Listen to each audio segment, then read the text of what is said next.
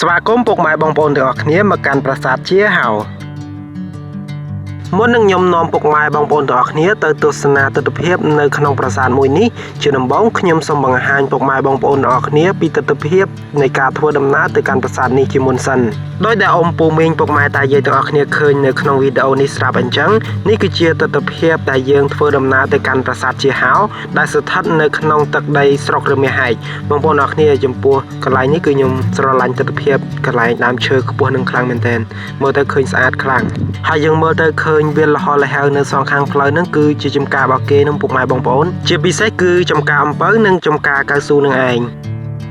ហើយនេះគឺខ្ញុំបានមកដល់ប្រាសាទជាហៅជាលើកដំបូងហើយពេលដែលខ្ញុំមកដល់ដំបូងនោះគឺធ្វើការចូលអុជធូបបន់ស្រន់ដើម្បីសូមសេចក្តីសុខក្នុងការថតវីដេអូចែកជូនពុកម៉ែបងប្អូនទាំងអស់គ្នាទស្សនាហើយនេះគឺជាអាស្រមអ្នកថែរក្សានៅក្នុងប្រាសាទជាហៅនឹងឯងបងប្អូនអរគ្នានៅពេលដែលយើងមកកុំភ្លេចចូលអុជធូបសូមសេចក្តីសុខសេចក្តីចម្រើនហើយនៅពេលដែលយើងអុជធូបហើយចាំយើងទៅដើរមើលប្រាសាទនៅកន្លែងនឹងឯងហើយនៅកន្លែងអាស្រមហ្នឹងក៏គេមានហັບបរិច្ចាគដែលយើងអាចចូលរួមបានតាមកម្លាំងសទ្ធារបស់យើង1000 2000 10000 20000ក្តីបងប្អូនអរគ្នាអាចចូលរួមបានដើម្បីជាចំណែកចូលរួម support ឬក៏កែលម្អនៅក្នុងកន្លែងមួយនឹងឯងអ៊ំពូមីងទាំងអស់គ្នាចំពោះប្រាសាទជាហៅមួយនេះដែរគឺខ្ញុំទៅតែដឹងដំណឹងថាមាននៅក្នុងខេត្តស្វាយរៀងរបស់យើងហើយកាលពីមុនមកក៏ខ្ញុំអត់ដែលដឹងថាស្វាយរៀងរបស់យើងមានប្រាសាទជាហៅនឹងដែរតែសារខ្ញុំអូស Facebook អូស YouTube ទៅឃើញគេផុសថានៅក្នុងខេត្តស្វាយរៀងរបស់យើងគឺមានប្រាសាទជាហៅហ្នឹងក៏ខ្ញុំសម្រេចមកលេងនៅទីនេះឲ្យបានម្ដងដើម្បីឲ្យស្គាល់ព្រោះថាខ្ញុំក៏ជាអ្នករស់នៅក្នុងខេត្តស្វាយរៀងផងដែរបងប្អូនអរគ្នា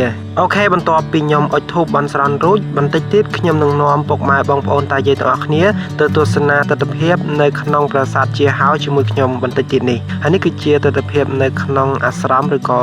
កន្លែងអ្នកថែរក្សានៅក្នុងប្រាសាទជាហៅនឹងឯងគឺគេដាក់ដុំថ្មនៅខាងក្នុងតើបងប្អូនទាំងអស់គ្នាចេញពីនឹងមកយើងមកធ្វើការទស្សនាទិដ្ឋភាពប្រាសាទជាហៅនៅកន្លែងនេះទាំងអស់គ្នានេះគឺជាទិដ្ឋភាពប្រាសាទជាហៅដែលបានបន្សល់ទុកជាយូរយារណាស់មកហើយដោយដែលបងពូមីងទាំងអស់គ្នាបានឃើញអញ្ចឹងចំពោះសំណង់ប្រាសាទមួយនេះគឺធ្វើឡើងអំពីដីឥដ្ឋគឺឥដ្ឋតាន់នឹងឯងពុកម៉ែបងដោយដែលយើងឃើញនៅក្នុងវីដេអូមួយនេះអញ្ចឹងចំពោះឥដ្ឋប្រាសាទមួយនេះគឺមានលក្ខណៈស្ថិតនៅរាយប៉ាយនៅខាងក្រោមតំណងជាវាធ្លាក់មកពីខាងលើឬក៏យ៉ាងម៉េចក៏អត់ដឹងដែរប៉ុន្តែតាមអ្វីដែលខ្ញុំធ្លាប់ដឹងនោះគឺអាចមកពីកត្តាសង្គ្រាមដោយសារប្រាសាទមួយនេះគឺមិនមានឯកសារណាមួយបញ្ជាក់ឬក៏សរសេររៀបរាប់អំពីប្រវត្តិនៃប្រាសាទមួយនេះឬក៏អាយុកាលរបស់វាទេគ្រាន់តែយើងអាចសន្និដ្ឋានឬក៏អាចដឹងត្រួសថាប្រាសាទនេះក៏មានអាយុកាលជាយូរយារដែរមកហើយដូច្នេះប្រាសាទនេះក៏ឆ្លងកាត់នៅសម័យកាលជាច្រើននៅក្នុងប្រទេសកម្ពុជា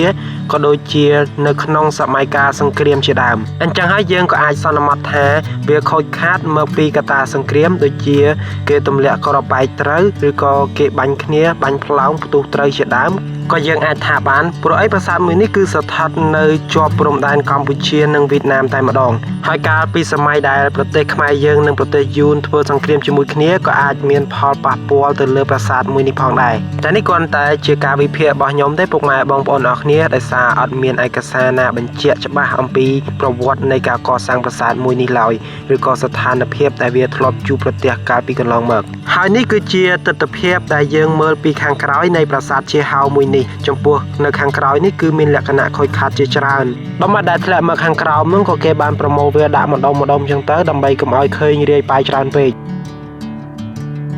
តើអំបងពូមីងទាំងអស់គ្នាយើងមកមើលឲ្យចិត្តនៅក្នុងប្រាសាទនេះទាំងអស់គ្នាថាតើនៅខាងក្នុងប្រាសាទឬក៏នៅខាងក្រោយប្រាសាទហ្នឹងគឺមានលក្ខណៈដូចម្ដេច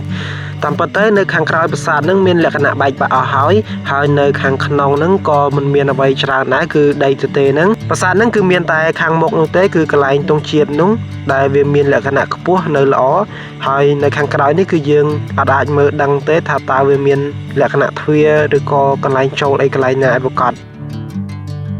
នេះគឺជាឥដ្ឋប្រាសាទដែលធ្លាក់រាយប៉ាយគេបានប្រមូលវាទុកម្ដុំអញ្ចឹងទៅបងប្អូនហើយវាមានពណ៌ឆ្អិនឆ្អៅមែនទែនដីឥដ្ឋហ្នឹងហើយក៏មានថ្មមានលាយគ្រួសអីចឹងទៅដោយដែលយើងឃើញអញ្ចឹងដុំឥដ្ឋខ្លះក៏មានបំណែកតូចហើយដុំឥដ្ឋខ្លះទៀតក៏មានបំណែកធំមែនទែននោះចាំខ្ញុំដើរទៅកន្លែងមួយទៀតដើម្បីបង្ហាញបងប្អូនអរគ្នាមានដុំឥដ្ឋខ្លះវាធំអញ្ចឹងដើម្បីកុំឲ្យខ្ញុំនិយាយឲ្យថាបងប្អូនមិនជឿអញ្ចឹងចាំខ្ញុំបង្ហាញបងប្អូនទាំងអស់គ្នានេះគឺដុំឥដ្ឋនឹងឯងធំខ្លាំងមែនតើគឺខ្ញុំលើកឡើងញ័រដៃហើយ និយាយត្រង់ទៅអំបងពូមីងទាំងអស់គ្នាចំពោះប្រាសាទជាហៅមួយនេះដែរគឺពុំសូវមានអ្នកស្គាល់ច្រើនប្រហែលទេគឺមានតិចតួចខ្លាំងមែនទែនហើយចំពោះថ្ងៃដែលខ្ញុំមកហ្នឹងគឺចំថ្ងៃអាទិត្យហើយថ្ងៃអាទិត្យហ្នឹងគឺអត់មានអ្នកមកទេបងប្អូននិយាយត្រង់ទៅគឺឃើញមាន2-3ឡានដែរនៅពេលដែលខ្ញុំមកដល់ហ្នឹងខ្ទង់ម៉ោង2កន្លះហើយក៏ពួកគាត់ត្រឡប់ទៅវិញឯងមិនដឹងពួកគាត់មកដល់តាំងពីស្មានណា